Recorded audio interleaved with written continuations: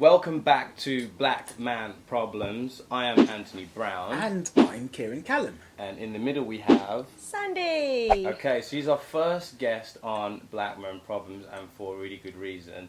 So today's topic, well, it's called Am I Asian stroke Indian Enough? Because Sandy feels like growing up she wasn't accepted by her culture or the Indian posse. No, I was a coconut. See, she was called the same coconut. things that we were called when growing up. You can call it whitewashed is another way they call it in Or America. a bounty, yeah. I found out another one people call it, Oreo. Oreo. That was the London term. I've Yeah. never heard that one before. Yeah, Oreo. Uncle Tom?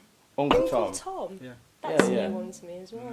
No, that's an American one. That's a definite American term. But if you're familiar with any of these phrases, then you definitely know exactly what we're going to talk about today. So, Sandy, tell us about what you went through growing up then. Like, what is your heritage then? Where are you from, your background? My background's Punjabi. Right. My parents, well, my mum was from India. Mm-hmm. And my dad was born and raised in England. And what is the religion that you would follow? Sikh. Yeah. In the Sikh religion, like, as it goes for dress, you should be following, like, the 5 Ks. Yeah, so you don't cut your hair, so... You've got that bit, so you haven't... Well, I haven't cut my hair for a long time, it's been about 2 years. So you've got that down. So you've been following that for a couple of years. Except it's bright pink. Yeah.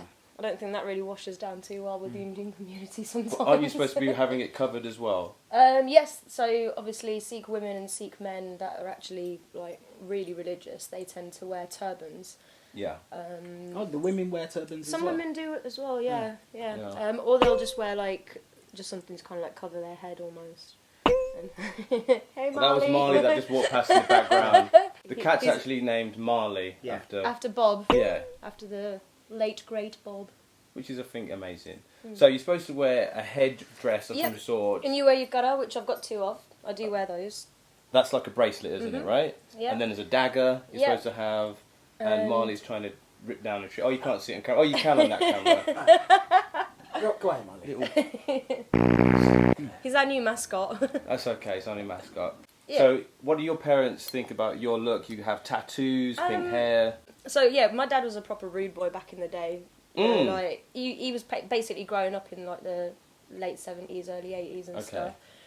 And, you know, he used to walk around wearing a freaking, like, black and white suit, tie, shirt kind of thing with a freaking trilby or whatever. And Like the specials? Yeah, like my dad was massively into, like, punk and ska back in the day when he was growing up. And that's a lot of the stuff that I listened to when I was growing up. Yeah. I love that shit. So, like, a lot of my kind of, like, childhood was massively affected with the music that my dad listened to. And that, I feel, is what kind of makes me who I am today, because that got me into, like, when I was in school, I was listening to, like, heavy metal and stuff like that. Yeah, that makes That's a lot of why. sense. That's The why I was tattoos, called the hair. a bounty or a freaking coconut by my cousins, because I was a metal emo kid back in school. What and was my it friends like were for white. you at school when you were being called a bounty and a coconut? Like, what was it like, sort of growing up?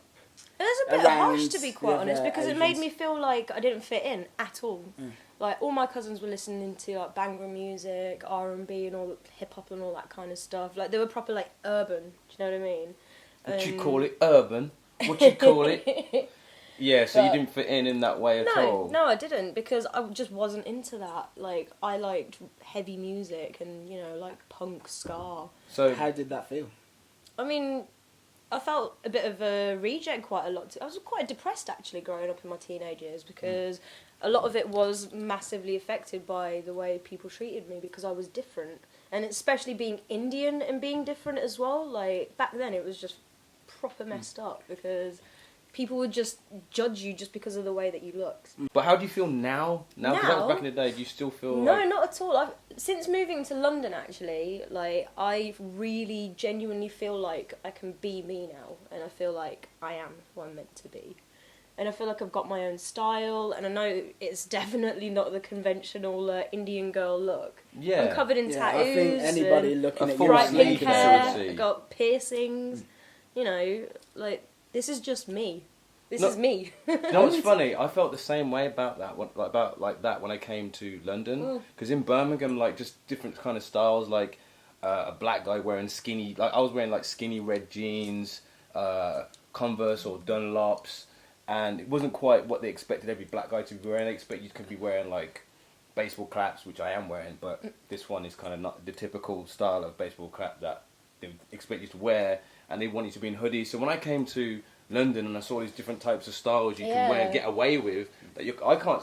The way I dress now, I don't think I could go back to Birmingham and wear the same styles now, because I think people will be like, why is she so dressed up for? She's only walking down the road. But like, if he's doing that in London, then it's kind of everyone's like that. Everyone's dressed like that. It's nice to actually be in a place where you can be yourself and not be judged for it. If anything, the only kind of judgment people normally give is like, oh man, I really like what that guy's wearing, or I really love that dress. Geek glasses with no lenses in them. Yes, I am one of those people that do that. I don't Hipster give a fuck. alert. Yeah. Hipster alert. But you can do that in London because you get heavily influenced once you get here, because you can just be yourself. I think part of our issues as well is that we're members of ethnic minorities. Yeah. That's actually a large part of it, because it's like... It makes people stare.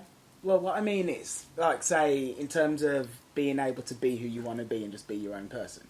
If you're a white person, you can be white and be like a skater, and you can be white and be like, I don't know, some like preppy type guy. Yeah. And you can be considered white and be somebody who listens to, I don't know, like hardcore dance music. There's many different things that you can do, and you're still like classified as a white person. Yeah. But then like to say like, if you're going to be like Asian, if you're going to be black, the parameters are much smaller. Yeah. You know what I mean? There's less stuff you can get away with. Yeah, you can listen to hip hop, a bit of reggae. Yeah, you can listen to hip hop, maybe some Spanish music. Yeah, maybe house. We'll give you house. You can, you can veer onto house. R&B when you're trying to seduce the ladies. Grime. Yeah, you know what I mean? But like, it's much smaller. You try and come out of that. You basically get kind of brandished under the whole urban they kind of pigeonhole scene. you as urban. It's like, oh, he's coloured, he must listen to urban. He must be able to music. run fast. They've got Jump. big dicks. They rap. Yeah.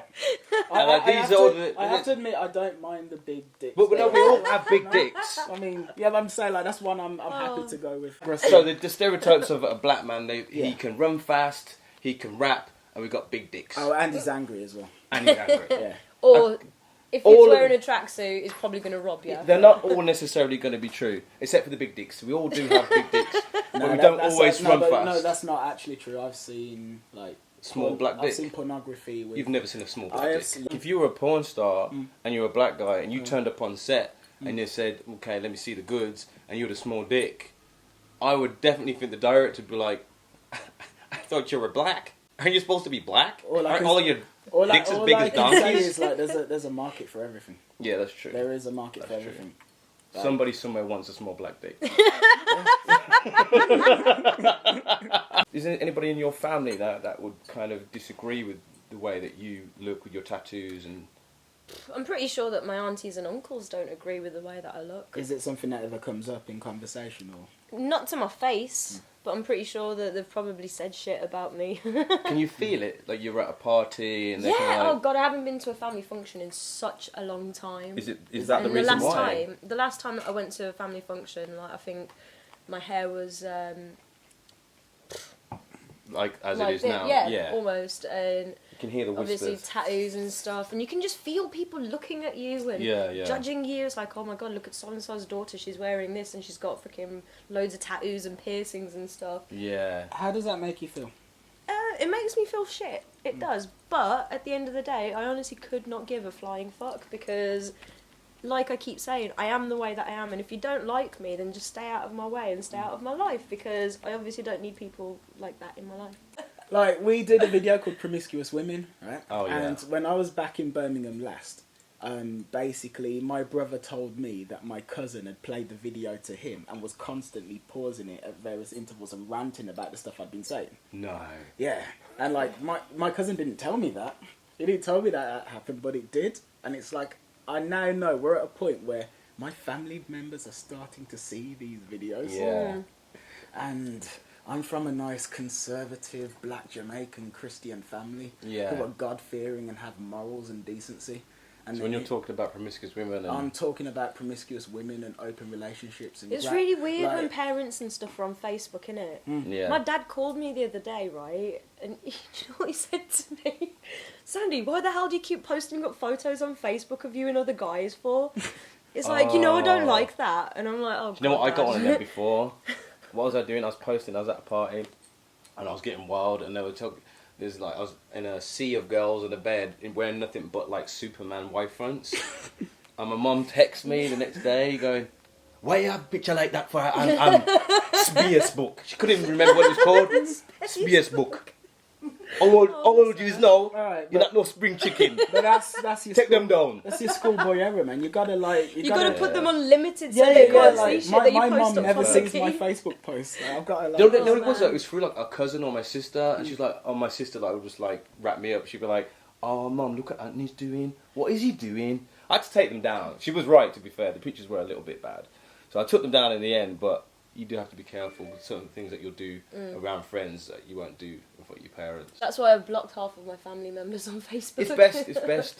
Or they've all got like limited things where That's they my can't mum see texting things. me now. She can hear me. Sorry. You're walking down the street, you see an Asian person walking towards you. Mhm. Is your natural assumption that they dislike you and disapprove of you as a person? I honestly think when I walk past an Asian person, I bet they think, "Do I know that girl's mother?"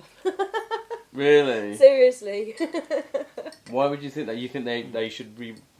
They think I don't know. I think it's just because obviously growing up in Dudley, like Oh, so many Punjabi people and everybody knows each other. Right. Like you can't walk down the street without getting recognised, and it's like walking through the streets of Dudley, like town centre or whatever. People would literally look at you, and you can tell that they're thinking, "I know that girl's mother," or "I know that girl's dad," and she's walking down the street holding hands with somebody or whatever. Oh, really? Oh, They- so that's what you mean. So they're thinking, do I know her mother? Because what she's doing is really wrong. Yeah, and they would flat out just go back and just kind of tell them bitch what about they're- it. Yeah. Yeah. Oh man, It's like horrible. extended Man, I got family. into trouble so much when I was growing up. I was a proper fucking naughty child. Okay. What's Not the about porn, worst is it? thing God. you can remember doing?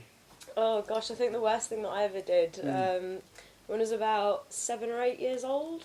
Like this big kid that used to live at the top of the street persuaded me to go and take 10 quid out of my mum's purse and give it to him. So I went and took 10 quid out of my mum's purse and gave it to him. My mum found I out. was probably a bad kid because Was he a hypnotist? He told me he was Jedi gonna do- Knight. He told me he was Take gonna do a £10 magic out of your trick. mum purse He and bring it to me. actually told Okay. me- He actually told me that he was going to do a magic trick, and the magic trick was that he was going to steal the 10 quid off me and fuck off. But my mum knew his mum, and then fucking hell, he got a beating. Mate, so- he's still feeling that beating But now. I He'd have also that. got a beating as well. The fact that you just did it, okay. I know, I'm a fucking idiot, right? Really easily influenced there. Well, hey, lesson learned. I'm going to tell you my worst thing I ever did. And it was when it was my birthday, and my dad took me to Toys R Us. Every year, Toys R Us, Scare Electrics. just once a year. Oh, yeah. Oh, yeah. Christmas sometimes. Sometimes we'll get I was wanting to go to Toys R Us. Man, I love Toys R Us. So we got there, and I'm excited, and got the nervous shits because I'm excited to get this Scare Electrics. And on the way there, I pooed my pants in the car. My dad just thought I was farting. And I said, "Oh, you go to the toilet, go to the toilet." I went to God. I went to go. I pretended to go to the toilet, knowing I've got poo in my pants anyway. I came I back, cannot believe and I you just told sat in the me. car. How old were you at this point? I must Did you have clean your been pants at least? Like, about scoop it 8, out and 10 stuff? maybe. No, I just sat in the car all the way Shit, from man. town, town, Birmingham, all the way from town, all the way back to Kingsley home. Oh my Poo in my God. pants, just like, oh my God, I've got to get rid of the evidence. I've got to get rid of the evidence. Got home, went straight to the toilet, and I tried to flush. I remember these pants because they were my favourite. They're 18 pants. I got them from International Stock in King's Heath. I flushed the poo and the pants down the toilet, blocked the fucking toilet.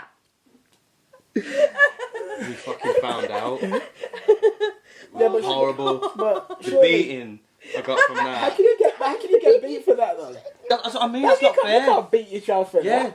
that's not fair. You got me all excited. Took me to Toys R Us. I pooed myself on the way there, and I tried to get rid of the evidence, and you Nah, beat me. bro, that's fucked up though because Oh my a God. child doesn't bad. deserve to be punished. No, for that. No, man. no, I like them pants as accidents well. are accidents. What would you like to say to other Indian, Asian, or ethnic minorities out there that feel like they don't fit in to their culture? Don't worry about your culture, just stick to being you.